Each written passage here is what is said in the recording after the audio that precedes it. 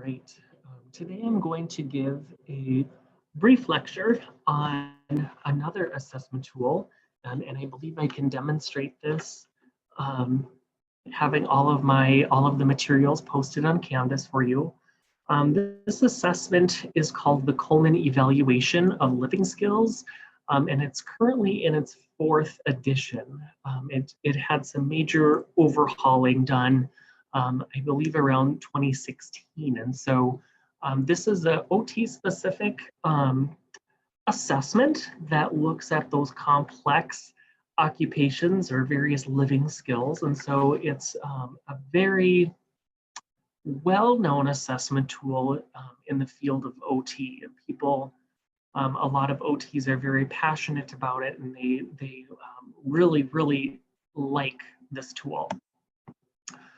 It was developed by an OT, Linda Coleman Thompson, and also Reggie Robnett, and it was published by AOTA.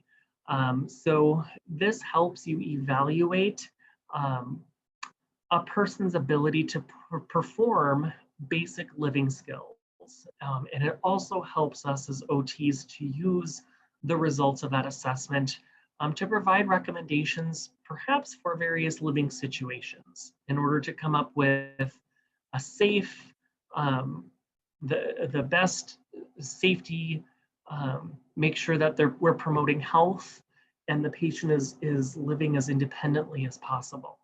And so again, they started developing the KELS around the 70s. And so if you think back to our history of our profession, and looking at, who are we? We don't have a lot of OT specific assessments. And so this is where a lot of those specific assessments first, or this is a time in our history where we really could use an assessment, an OT specific assessment, and we still see it used today. So when they updated the edition into the 2016 edition, or the fourth edition, there's certain items within the assessment that have been updated. And so there's a section in the assessment that has you go through different pictures where you're sharing pictures with patients and asking them to identify unsafe situations within the pictures. And so again, when you think of pictures from the 70s with people wearing clothes and hairstyles and those kinds of things, those pictures could use some updating. The updates also considered a variety of ways people use and access telephones. And so again, in the 70s, everybody had a landline. And then later on, not many people now have landlines and they don't use telephone books. And so they've updated these particular components to be more with the times, if you will. Another really big addition or change to this edition was adding the option for electronic banking. So many people now do electronic banking, electronic bill pay. They receive their notices online. And so also this edition takes that into account and gives the option of asking your client how they access banking, and then you as the therapist would assess whatever method they typically do. So this particular assessment, the KELS, assesses or tests 13 living skills, so particular living skills in 5 areas. And so the first area is overall self-care. They also test safety and health, money management, community mobility and telephone, and then employment and leisure participation as well. The goal of the KELS is to provide valuable information used to match a living environment with a person's strengths, so taking into account what they can do, and then finding an environment that's conducive for that person to live safely in a least restrictive environment possible. Okay, so it's just meant to assess, okay, do they have the appropriate self-care skills, or what self-care skills do they have and then what environment is best conducive to that. The KELS helps match people with the environments which success can be experienced. And so therefore, if you match a person or you provide recommendations for a person to move to, say, an assisted living facility, right? If they can have success in that environment, then they're going to be more satisfied with their life. They're going to have more motivation, and they're going to feel a sense of more or greater independence. And so this helps us match or consider all aspects of all aspects of an individual, all factors of their health and well-being.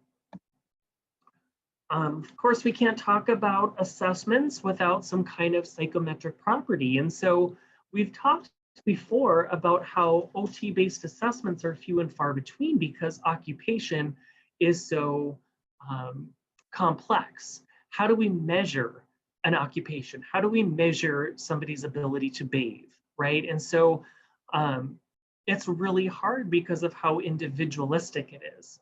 So in the first editions, when they looked at, okay, somebody's going to give the assessment, and then a couple weeks later, they're going to, or another therapist would give the same assessment and come up to this and see if they would come up to the same scores.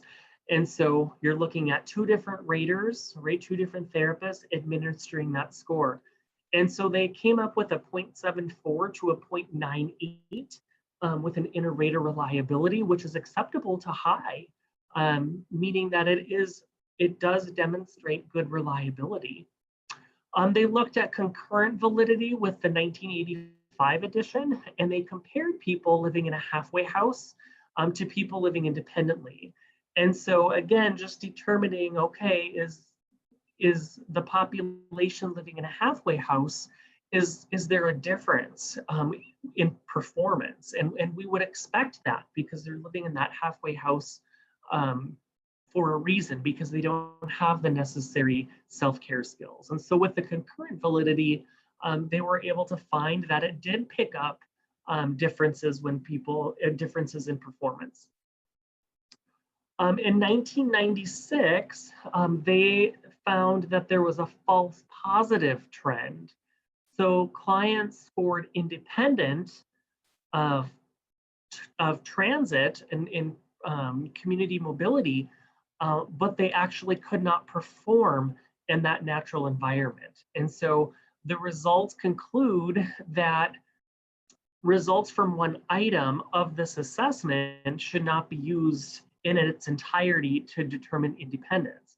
So what that means is, if somebody says they can do or use transit for their community participation, and then in fact they can't and they're not independent with it, we shouldn't just assume that they're completely dependent upon everything else. And so we have to look, or we can use each item of these assessment, or each task of the assessment, we can look and individualize that to the patient.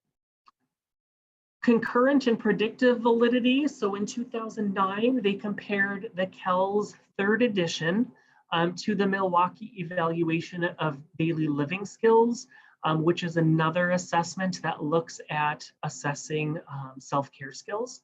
So they just compared the two, and they found that if somebody scores low in one area, or if somebody scores low with the KELS, it's going to predict that they would score low with the Milwaukee Evaluation of Disability Living Skills also. They also established validity comparing the KELS to the functional independence measure. They also looked at the routine task inventory and the mini mental status exam. And so they found correlations in performance from aspects of the KELS to these other assessments. They also identified that if the patient scored better on the mini mental, which is the MMSE cognitive assessment, they scored worse on the KELS, meaning the KELS was a little more sensitive to identifying cognitive concerns in relation to their self-care performance. Okay. So again, they scored better on a mini mental exam, which tests cognition, and then they scored worse on the KELS because the KELS was able to determine there could be some underlying cognitive issues that affect self-care performance. Okay. They did some comparisons to a safe at home or home safety screen with the KELS, and they found a moderate correlation. So the KELS tells us that it does, or there's a good reliability or validity in determining home safety. And conclusions, so that the KELS has greater sensitivity for picking up deficiencies in cognition, thanks to that comparison on the mini mental. And the KELS is a valuable tool to just measure basic living skills and to get a feel for how that client's function is and their safety.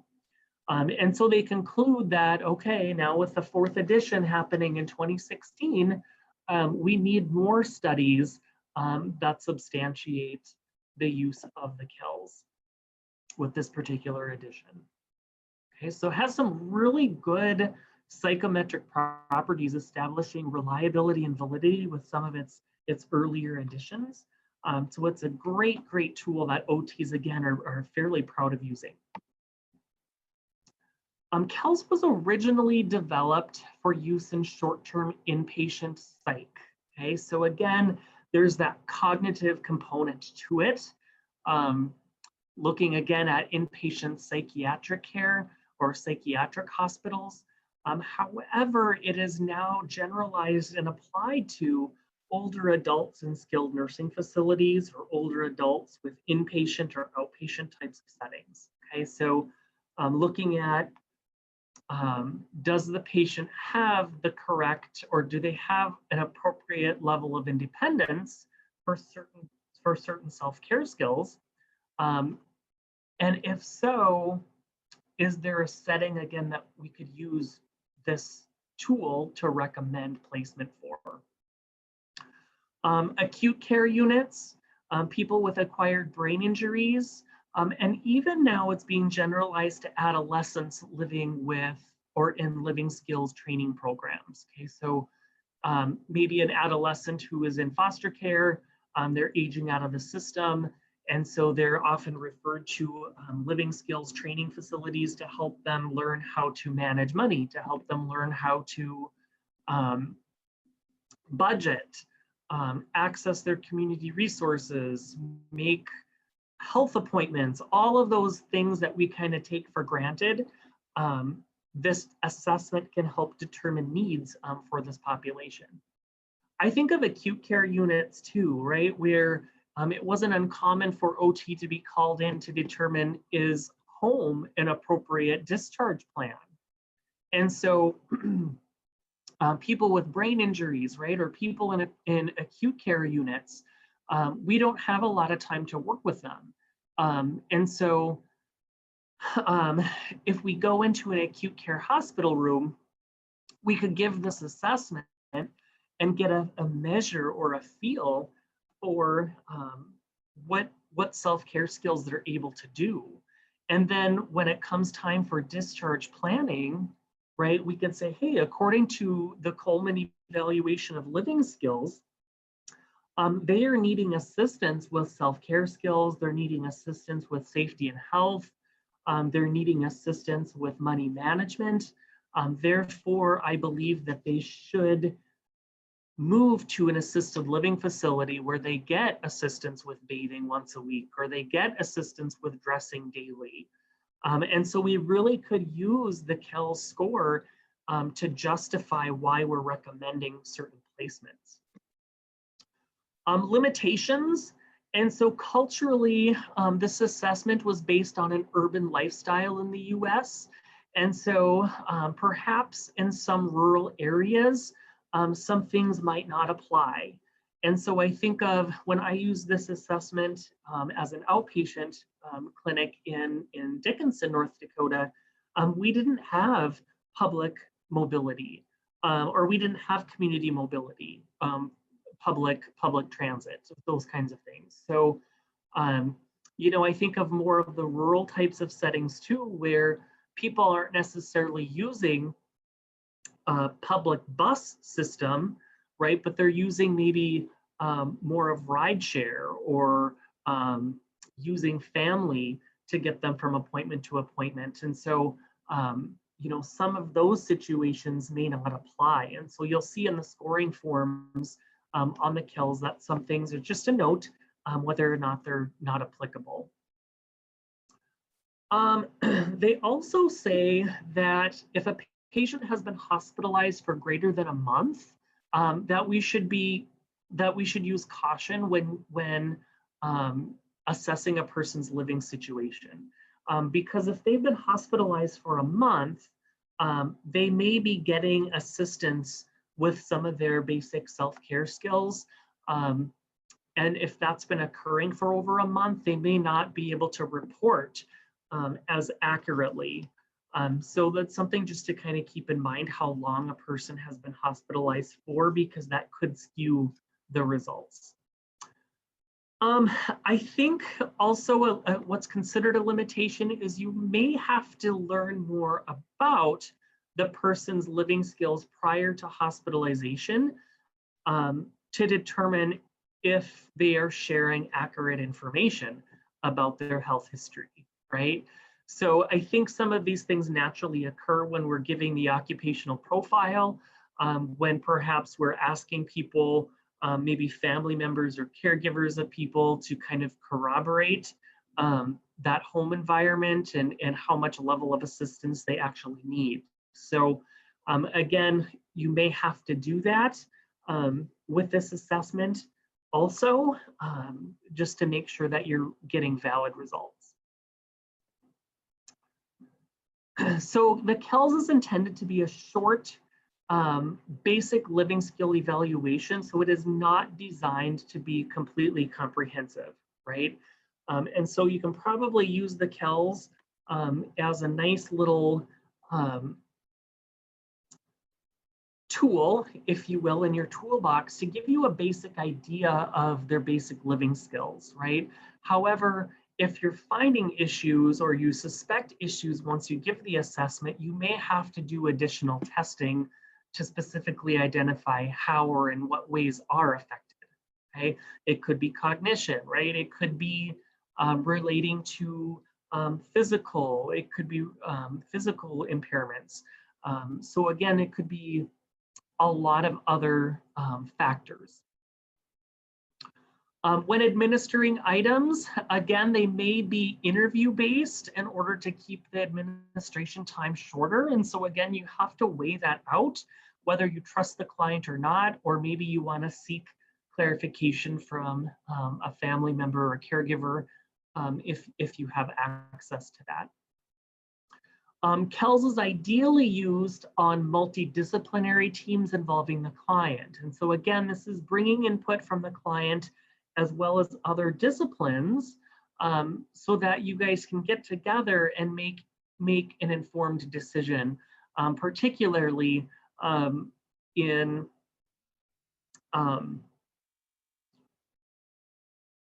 I think of those discharge planning meetings. Okay, so I'm thinking of working in acute care, right? And we had a daily discharge planning meeting. So everybody on the acute care floor, anybody receiving therapies, we would talk about what we were seeing. We would talk about level of assistance, and then we would always have a discussion with the case manager on that floor, any recommendations we have or what we're thinking. So yeah, I think this level of assistance right now, they need help with bathing, they need help with transfers, they need help with dressing and toileting. So I think, we're looking at a discharge plan for transitional care, right? Or, I think because of the patient's prior level of function and frequent falling at home, that environment is not necessarily safe. And when I look at their level of independence with some basic self-care skills, I think a skilled nursing facility would be the safest environment for them. Okay, and so then you can bring that input forward with other disciplines and sort of use this tool to educate others on your recommendations. So I know there's been times too when I've had to sit down with the case manager or with the physician and tell them about the assessment and that it's not all inclusive.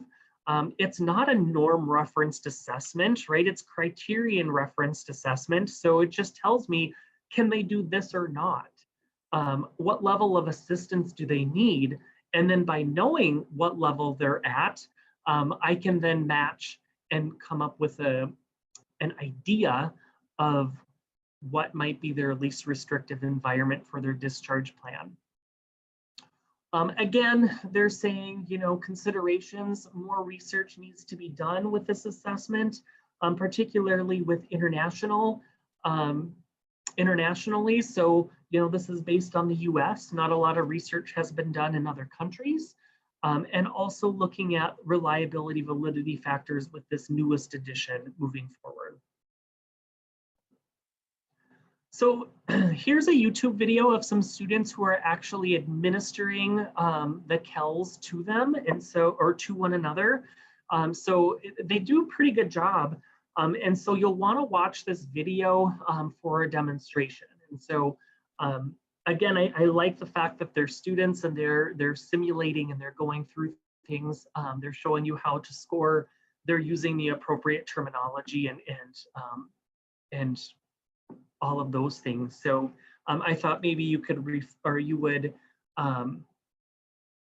relate to them being students. So again, you'll have to watch this in order for the KELS to make sense to you. I'm going to go through and show you some of the scoring forms, some of the different sections, and those sorts of things. So I'm going to start sharing some of those screens.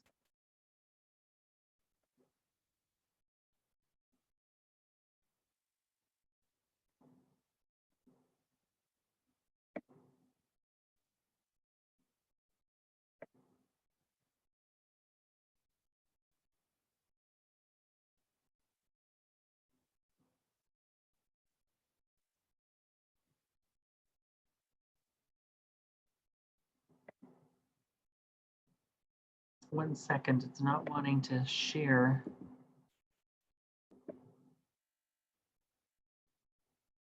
It's not wanting to screen share.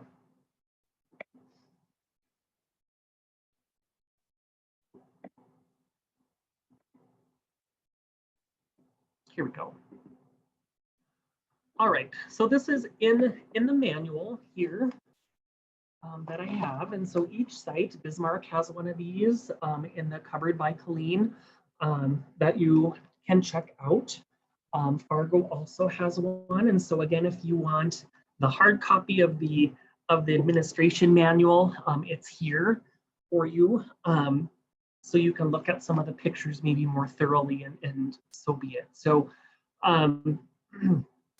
this walks you through just some basic information that you may want to get from the client. And so again, it's just prompting you to get some of this information. So where is the client living? It may be helpful to know not just the address, but maybe the type of resident, the general layout, those kinds of things. Again, you're trying to find out their function in their natural environment, and you're trying to find out then if that is the best or safest environment for them to live. Do they live alone? Do they live with other people? Or do they already live in a facility where they're getting some levels of assistance? So when we look at the scoring form, there may be some things on here, and I'm thinking of money management, right? That's a section on here. And so payment of bills. Some people have people for them to pay their bills, like family members. And so I just would simply put perhaps not applicable when I'm going through and I'm scoring that. And then in my notes section of the scoring form, I just simply would make note that the person is getting assistance with this. You'll want to find out if they use a cell phone and if they have it accessible to them. During part of the assessment, you'll actually want them to show you some things on them and how they use it. And so you'll want to make sure they have it if that's possible. You'll also want to find out if they use electronic banking for paying bills. And so if they answer yes, you'll probably want them to have some sort of a a computer, a laptop, an iPad, something along those lines. And then they actually have a simulated bill paying program that is all simulated to be simulate online banking. It looks totally legit. And that is actually included in a USB drive in your manual. And so you'll want to make sure that you get that USB available and you download all of those things appropriately so they have access to some of those. So at some point with you guys going to practice lab and those kinds of things, it would be helpful for you to try it out and to check it out. It is really, really cool. Okay, the next thing is just simply your introduction of the KELS to the client. And so it actually tells you some standardized standardized instructions here that you're going to be giving an evaluation of living skills. The reason why you're giving the evaluation is to determine your strengths. It'll approximately take 30 to 45 minutes. And then just telling them that you're going to be taking notes as the evaluation progresses. And if they have any questions, stop you. At the end of the evaluation, we'll go over the results and then you'll ask them if they're ready. So it's kind of nice they give that instruction. So here's the actual score form that you will go through and you may make notes on. And you'll just simply notice, again, it's not norm referenced, right? There's no scoring, there's no numbers yet on any of those things. It's just meant as sort of a checklist and using your reasoning to help identify areas, right? To help identify areas, and then if there are areas of need, helping match the most appropriate environment for them to be successful. So it's just simply asking you, again, independent, needs assistance. And so can they take care of themselves? Yes or no? Okay, is there some reason why maybe that is not applicable? Okay. Or, you know, if there's a particular note that you want to make note of, you probably could check, you know, see note, and then there's a little space there. And so this goes over self-care. And so when we go over the self-care part of the assessment, you're just simply documenting whether or not you feel they're appropriately taking care of themselves. Okay, and so I'll go through that. What is their general appearance like? Okay, are they disheveled? Do they have odor to them? Does it look like they brush their teeth? Those kinds of things. So if they haven't done those things, you would mark, you know, needs assistance, right? Safety and health. And so are they able to identify dangerous household situations from the photographs that are in the manual? Okay, so I'm going to get really close here and see if you can identify anything that's unsafe. Right, so we have a stove, right? We have a silk kimono, because who doesn't like to wear their silk kimono when cooking? And they're reaching over that heat source. Okay, so is that safe? Probably not. Identification of appropriate action for sickness, accidents, and emergencies, and just having knowledge of where their medical facility or dental facility is at. Again, this is meant to be quick, right? And some of it's meant to be just patient report. Money management, it has you go through some simulations. So as part of the standardized procedures, it tells you to have certain amounts of money, and then you walk a patient through a scenario and ask them if they have enough money to pay for it. And so I'll show you some of those things. Also, are they able to accurately pay their bills? Do they obtain and maintain a source of income? Community mobility and telephone. So again, there's some basic content there. Employment and leisure participation. Okay. And so as you go through and as you score these items of the KELS, okay, this has a nice little checklist for you here. Any particular areas of concern that you may be prompted for. So is your client able to read the forms? Okay, so are they able to complete them? Yes or no? Do they need to be completed via an interview? Okay, are they able to write legibly, or are they able to use a keyboard? So just some observations that you've noticed when having your patient complete the form. Some of the cognitive issues, again, that you would probably be observing for, any ability to comprehend and complete forms. Did they need a lot of extra cues to follow directions? With some of the orientation, so knowing what day of the week it is, or day it is, their name, those kinds of things, were they accurate? Overall memory, okay, so do they have some memory impairments? How was their attention to task? This is where you may be able to just provide notes of any assistance that they receive during their activities of daily living. So maybe they have family who does all of their laundry for them, right? Or maybe they have somebody who does maybe they get Meals on Wheels once a day, okay? So those would be some nice places where you would just write down some of the assistance that they're already getting to help them.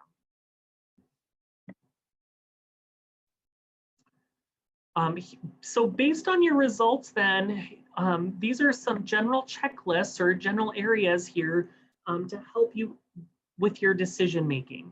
So ability to live alone or assistance needed. And so they're asking you to choose, okay? Do they have adequate knowledge and basic skills to live alone? Yes or no?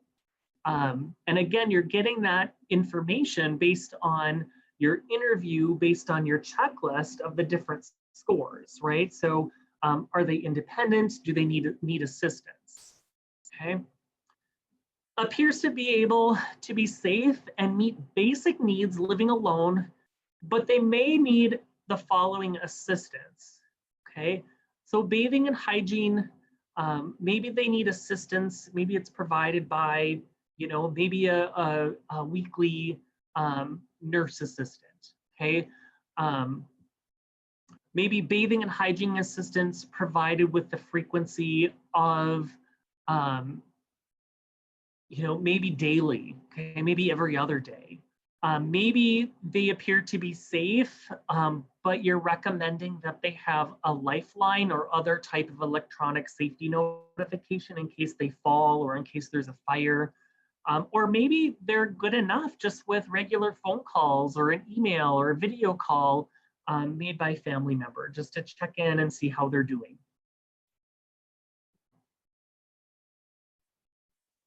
Okay. Maybe they can live alone if somebody's paying their bills for them. And so it just says, okay, you know what? They need some help with money management. So if we can have, a payee designated or somebody else help them with their bill pay, then they should be able to live independently, okay?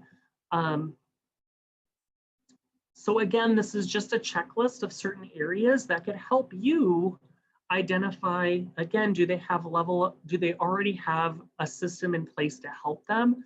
Is there a community agency that you could recommend to provide some of these services to keep the patient living at home?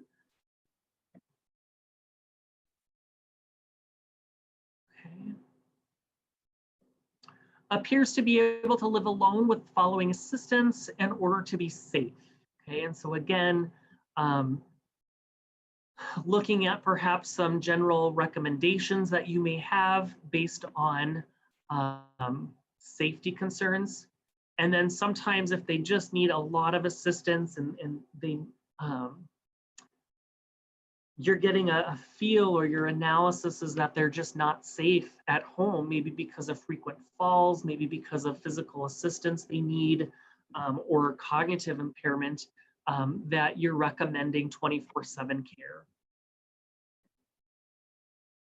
And so this again tells you, okay, where are you recommending they go? So based on their needs, based on your concerns, based on what prior level of skills they have, okay, where are you recommending they live?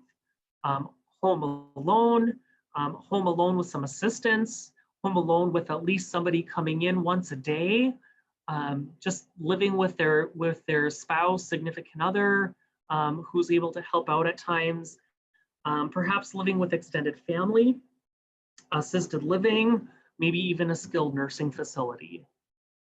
And so this is just a really nice assessment or document that clearly identifies they need assistance with self-care, they need assistance with safety, they need assistance with money management, they need assistance with community mobility. And so I have concerns about their level of performance, and I think based on those results that the patient would benefit from an assisted living facility to provide those levels of assistance. Okay, and maybe this is a conversation you would have with a case manager too, and go through the results and say they can't physically do their self-care skills right now because of a hip surgery, right? And they probably won't be able to do any of those things for another 6 months. So, you know, they can't stay in the hospital for 6 months. And since they don't have anybody at home living with them who can provide that level of assistance, I think they really should benefit from a skilled nursing facility. Or case manager, can you think of any ideas on, you know, they need help with cooking. Do you have any community contacts that could really help them provide meals at least once a day, right? And then in therapy, we can work on maybe, you know, having them put cereal together or heat up some soup or some easy meal prep types of things, and then supplement that maybe with a community program like Meals on Wheels. So again, multidisciplinary, right? You can go through these results and maybe use your case managers who have more of a idea of what's specific in the community that might help fill in these gaps. And if they get the right level of support at home, maybe they could stay home. So again, it's just meant to be a tool to help you recommend the least restrictive environment for your patient. And so that essentially is the scoring forms. And that's all there is to it. So you don't get a score, right? You don't convert the score. You have to just use your clinical reasoning based on what you see, and try and figure out then what strengths does this patient have and how best, what environment is the best for them to be successful.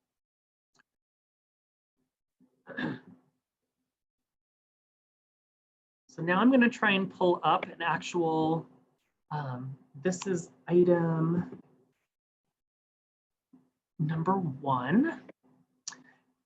And so this item is used to obtain information that supplements the actual evaluation. And so you do not score this. So we didn't see reading and writing scored on the form. But as I scroll down, if you remember, there were some general observations, right? Can they fill out a form? Can they read? Those kinds of things. And so you'll actually be assessing that cognitive function of orientation and memory based on this particular task. So although you don't score it, there's an area later on in the assessment scoring form where you actually fill this out. So let me share this screen here.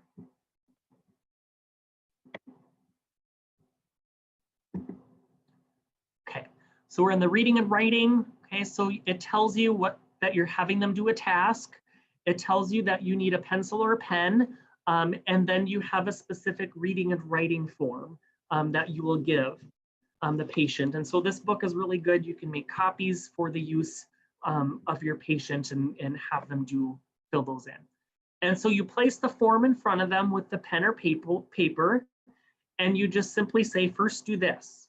And so it tells you, do not fill this in because you want to assess whether or not the client can read and comprehend the directions as independently as possible. Okay, and so you're simply going to observe how the patient is comprehending and completing out the form. Okay, and so here's the reading and writing form. It just says fill in the date for the form below. So the date, right, the time of day. And so that tells you, are they oriented? Do they know their name? Are they able to write their address? Do they know their following age? Okay. The next part of the assessment also goes into self-care. Okay, so how often do they do how often do you do the following activities? Okay, shower or bathe, clean or wash face, wash hair, comb or brush hair, brush teeth or dentures. And so you're just getting that level of frequency, which again is on the scoring form. And you're just seeing whether or not they have some level of frequency there. This also is a good way to assess whether or not you believe their accuracy. And so if you are sitting around with them and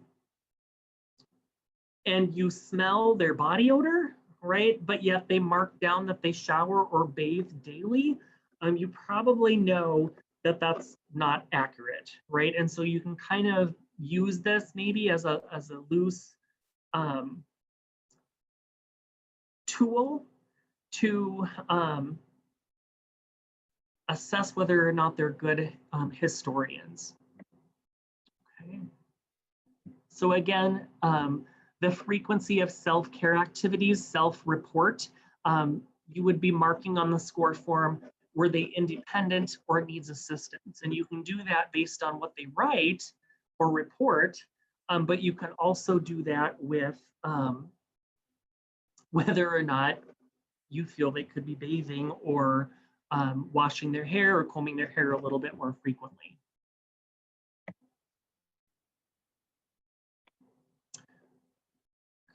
Okay.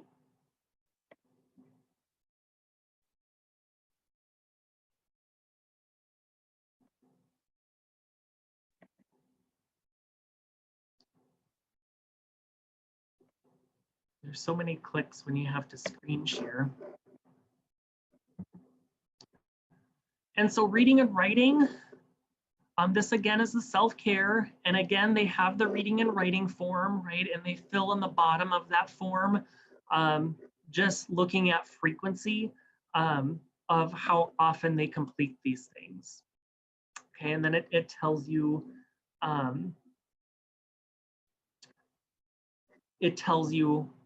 maybe what could be appropriate in determining that score. And again, you can use this for you in identifying what you think is appropriate for them. Now for appearance, that's the number 2 under self-care on the scoring form. Okay, and so this is just, again, you're observing them and you're just looking at their appearance. And so it tells you, again, any assistance, if they appear dirty, unkempt, have torn clothing, unpleasant body odor. And so again, this is where it tells you if you should mark independent or needs assistance in these areas.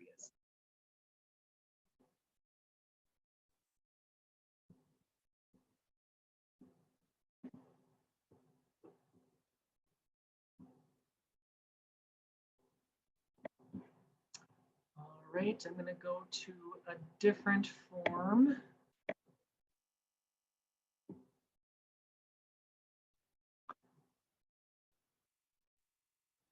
Okay, this one, the next one is the safety one.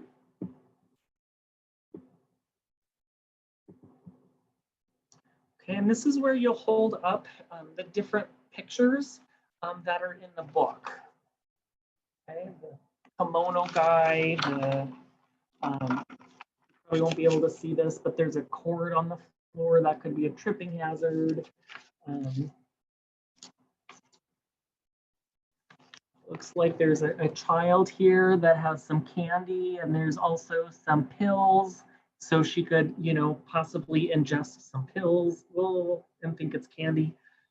And so again, it just tells you the specific task, right? You have the household situation pictures in the manual. And you tell the client, I'm going to show you 4 pictures. There may be dangerous situation in each of them, or there may not be anything dangerous at all. Look carefully at each of them. In each picture, you must decide if there is anything dangerous. Okay, and then you show picture 1, picture 2, picture 3, picture 4. And then, do you see anything dangerous in this picture? So then it tells you if the client says no, you just simply proceed to the next picture. But if they say yes, then you ask what is dangerous. Okay, and if they only give you a partial answer, then you can actually, what is dangerous about it? Okay, So what is dangerous about the cord? What is dangerous about the stove? And so then this tells you exactly how you would score it. Or if they need assistance. Okay. So that's number one under safety and health on the scoring form.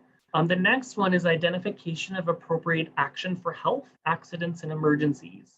And so this is where you could pull out a telephone book if you still have one, right? And maybe whatever device that they use, perhaps electronically. Maybe it's a phone, maybe it's a laptop computer. And so you want to ask them, what would you do for yourself if you got sick with a cold? What would you do if you got burned and the wound became infected? What would you do if you suddenly started having severe chest pains and shortness of breath? Or if your house caught on fire, what telephone number would you call for help? Okay, and so again, it gives you a little bit more scoring criteria.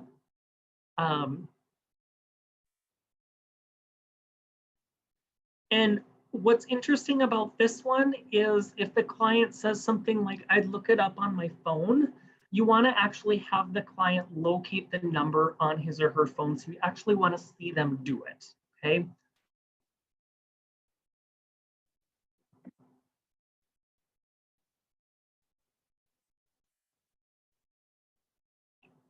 Again, this tells you some of the different things, acceptable responses.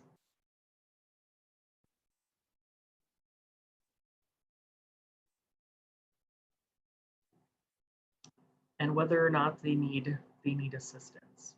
Okay, so that's under safety and health. Under 3, again, you're going to have the telephone book, any electronic device. And so you would ask, if you needed to see a doctor, where would you go?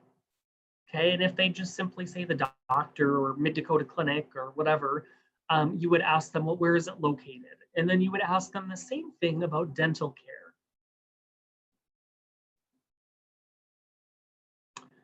If they had a hard time, like I don't recall the address of Mid-Dakota Clinic, right? And so this is where you could ask them,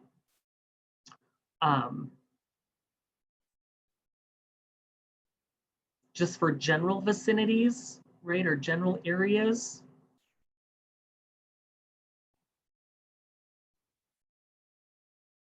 Or if they're saying, you know, I would probably just use my phone to look it up, then you would actually have them show you how they would do it. And so those are the areas for safety and health.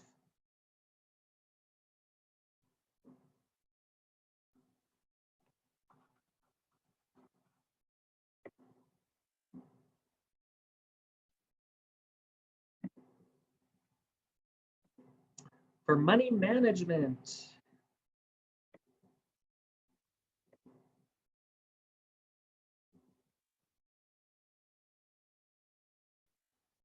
so this is the money management, and so the test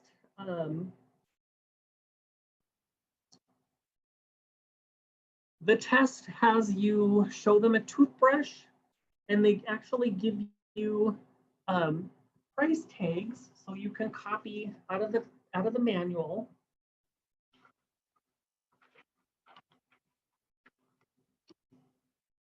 Price tags. And you'd place them on the toothbrush, and you'd place them on a deck of cards. You need 5 $1 bills, 1 quarter, 1 dime, 1 nickel, and 2 pennies. Okay. Again, it's very standardized. So then you would give your patient $5, and you say, I'm going to give you $5, and you're going to buy this toothbrush from me. And so the toothbrush costs $4.58, including tax. Now you give me the $5, and I give you the toothbrush and this amount of change, okay? And then you give them 1 quarter, 1 dime, and 2 pennies. And then you ask them, is this the right amount of change? Okay, and so if the client answers yes, you can proceed to task 2, but if they say no, then you would ask them, well, what would the right amount be? Okay, then you would go through again. Now you're going to purchase this deck of cards from me. The deck of cards costs $3.38, including tax.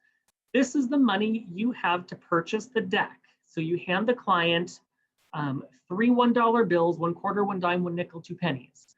Do you have enough money?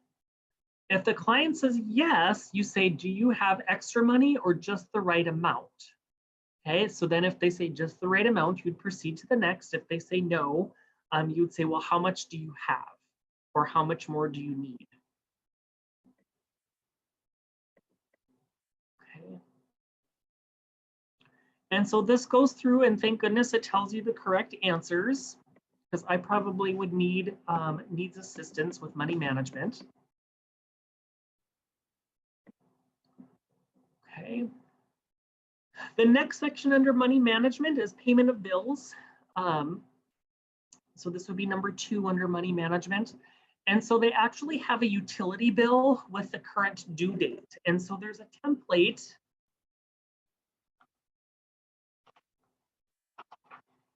in the book. You can make a copy of it. I know you probably can't see it here, but it is a copy of a utility bill.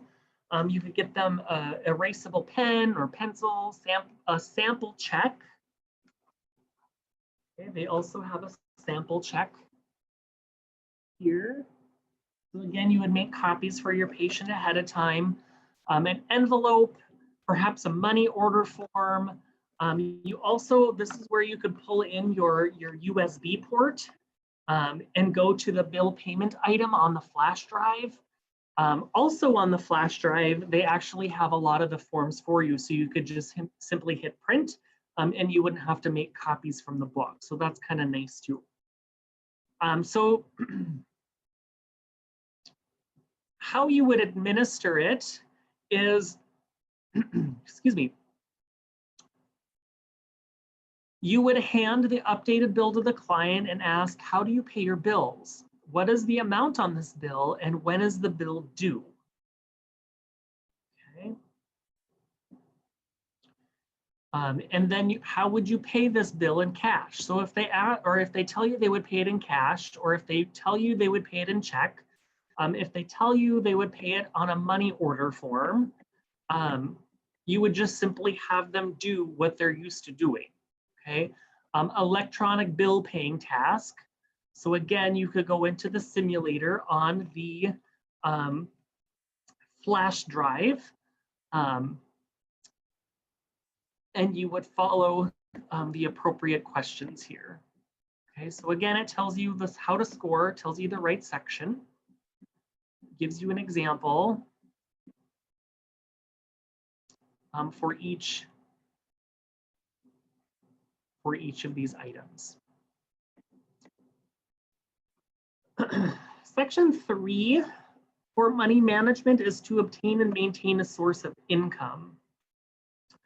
And so again, you can have a telephone book or a tablet, something like that, and just simply ask them what is their source of income. If they have any other sources of income, where do they get their money? Okay. You can ask them, so if they get Social Security or disability or something, some government agency or program, you would ask them, if you did not receive the money, what month, what would you do to find out what happened to it? So just kind of trying to see if they can problem solve some of those things. Again, if they answer work, this kind of prompts you on what to ask.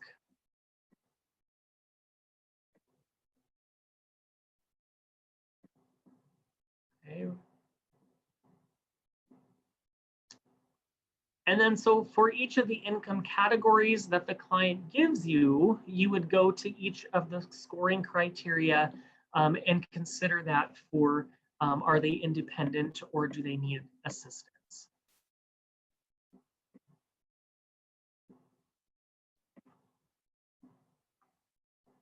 Again, here's a check form, the money order form, and the actual utility bill itself.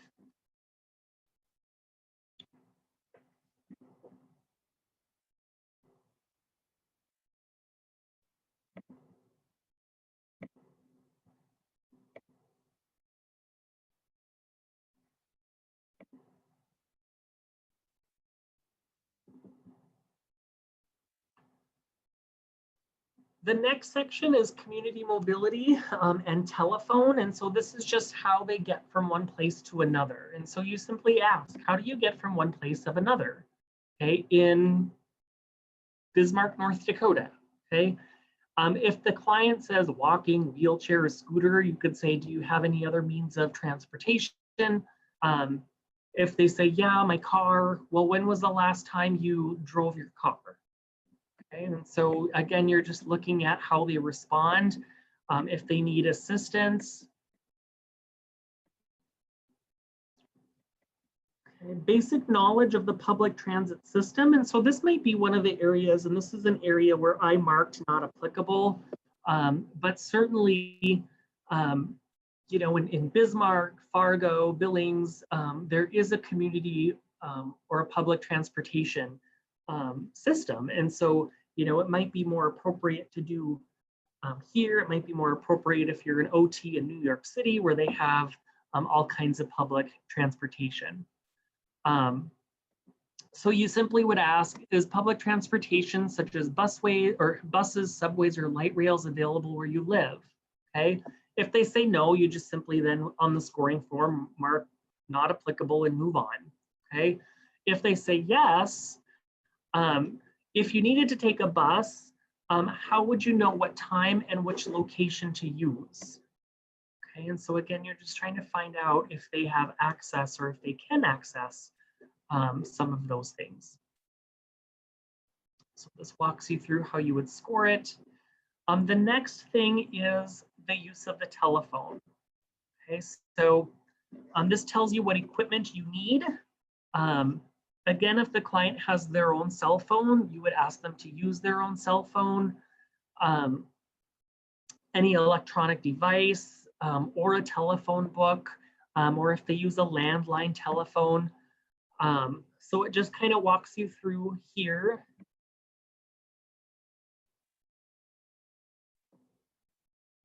There is a recorded message card also that is part of the assessment itself.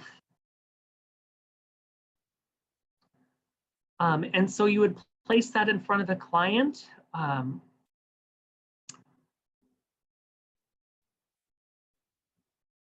Actually, going to try and find it here quick.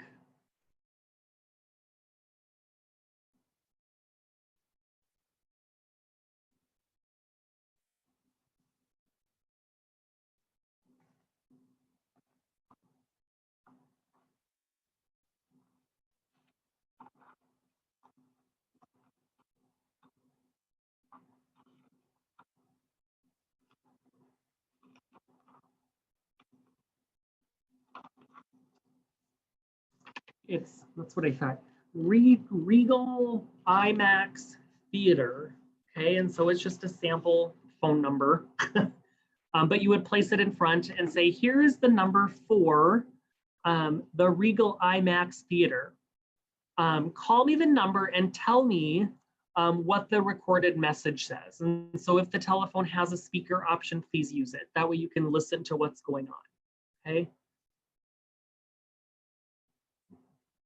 A lot of times, and it's a sample phone number, do not use, and so you might want to add that perhaps to one of your hometown theaters, and then you could just simply have them call the number, pre-recorded number, and have them tell you what the first movie that will be shown today.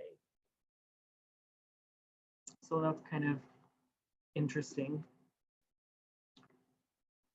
So again, in Dickinson, when I lived in Dickinson, North Dakota, the number for the CNE3 movie information line was 255-3551.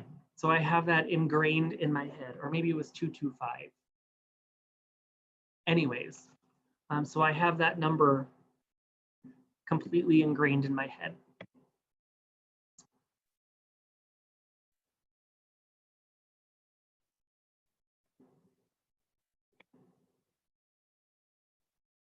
Okay, again, plans for future employment. Again, that may or may not be applicable, but here's what it looks like. And so again, you'll probably find out what their employment status is during the income scoring, okay? And so again, if the client's retired and they don't plan on working, then it's simply not applicable. But here are some of the questions, okay? Have you worked in the past? Yes. If they answered yes, do you plan on working in the future? Yes. What was your last job? What kind of job was it? What kind of job will you look for in the future? How will you find a job? Okay, and so it tells you some prompting questions to ask if they say yes, that they've worked in the past. If the client answers no, then here are some of the questions. Okay, and so if they're independent, the client plans to find a job using one of the methods below. The kind of job given by the client matches their education skills, past history, so it's appropriate. However, you would mark needs assistance if their plans are not real or realistic. The client does not know how to find a job. Okay.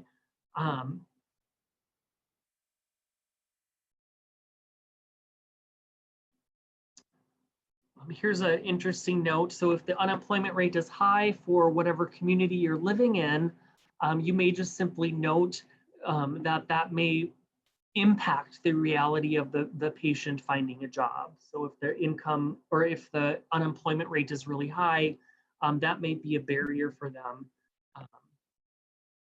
from getting a job. Employment and leisure. Okay, and so this is just simply some information too, some interviewing. What do you do in your free time? Do you do any activities with other people? When was the last time you, and then fill in the blank, okay? And so the client must give a minimum of 3 leisure activities in order to score independently or independent. And they must have done them within the previous month.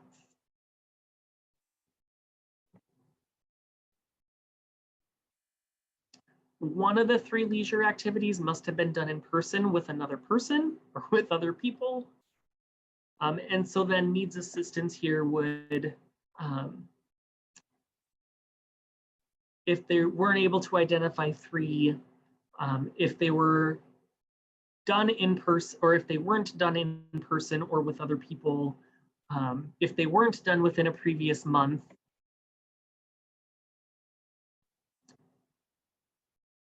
and so it gives you some definitions here too. So I'm going to go again briefly back to the score form.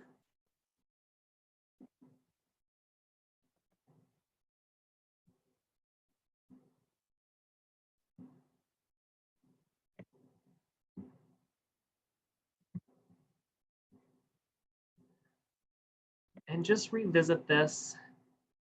And so again, this is the scoring form. So I walked you through the self-care, how you would assess self-care, safety and health, some of the things that are available there, money management, community mobility and telephone, employment and leisure participation. And so those are, again, the areas that are assessed with the KELS, and you're simply getting an identification on whether or not they're independent, needs assistance.